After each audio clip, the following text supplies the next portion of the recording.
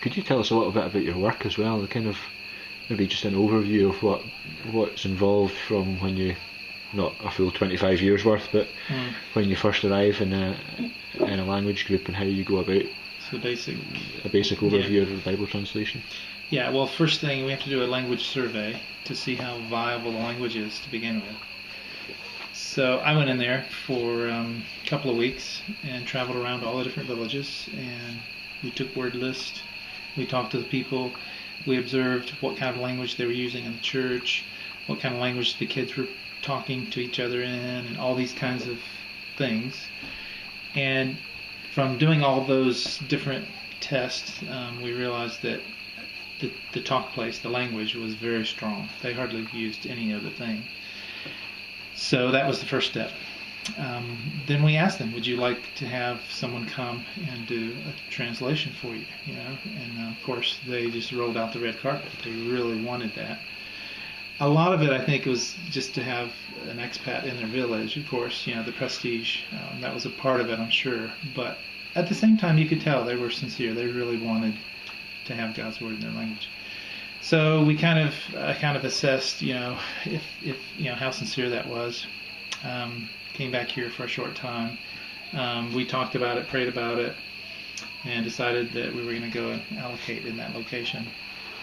First thing you do when you get there is you just, because you don't know the language, they don't know English, it's like, we use Talk Pigeon a little bit, but we wanted to try to just use the talk place and get the word list. So we're going around and we're pointing to things, we're pointing to dogs and writing down, they say kasoro, so you write down Kasolo, and by doing, after about 100 words, you've pretty much got an inventory of what the alphabet is.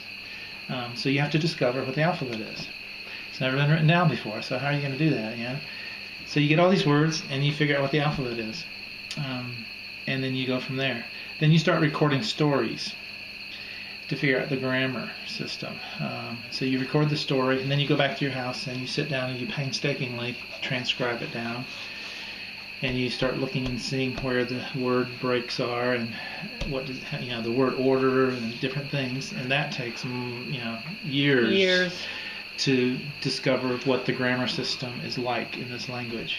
And there's a few things we still don't know. Oh, yeah. And about the grammar system, you're saying, at what order do they place the different parts of the sentence? Well, that was the simple part, because that's pretty. Once you take a story down, you can see immediately the verbs at the very end always. Here adjectives come before nouns, and you can see how they order things. But the hard part is the verb system, where they have all these little, suffixes. We call them morphemes. Like hundreds of them that can go into different orders, and it'll change the whole meaning of the whole sentence.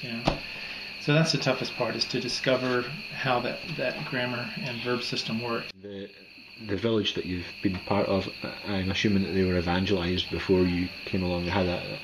Each of our villages had a little church there, the Evangelical Church of Papua. And even though it was a church, the pastors or the leaders, the church leaders, they didn't have any formal training. They were just men who had a passion to preach, and they used mostly the Pidgin Bible at that point.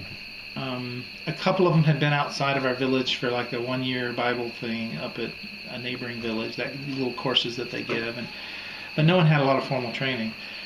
Over the years now, we've got a few now who have had some training, which is really good. But it's still, in estimation of how a church is, it's still a very young church that's very surface level. Not a lot of depth, but it's getting there.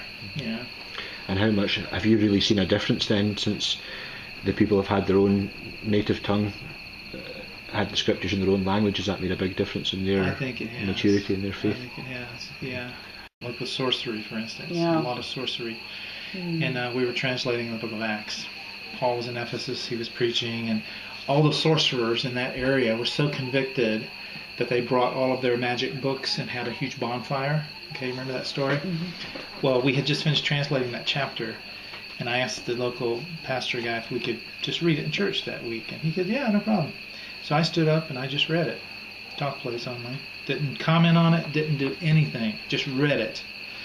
Sat down. Immediately, the whole church, you could hear this mumbling, rumbling going on. Everybody started talking. It went from a real light, and it got louder and louder.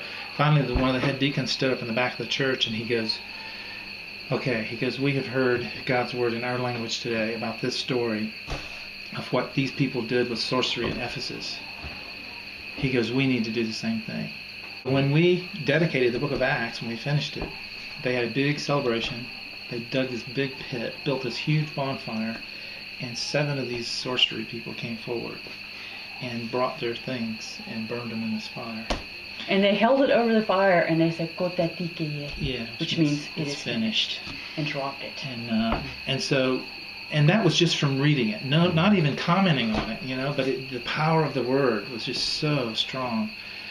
So the more that they hear, whether in written form or oral form, it really does make a difference in their daily life, and that's what we're hoping for.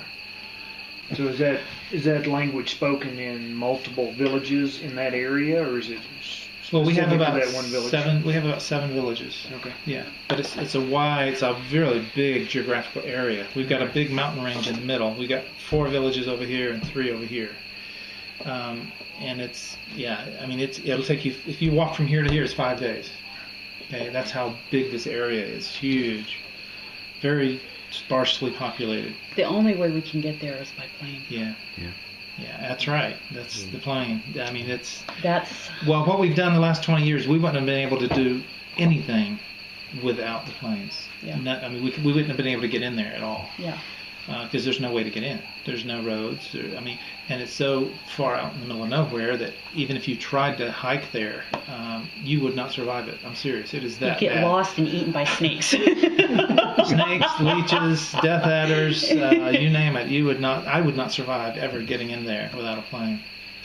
So we're very thankful Yeah. for those guys.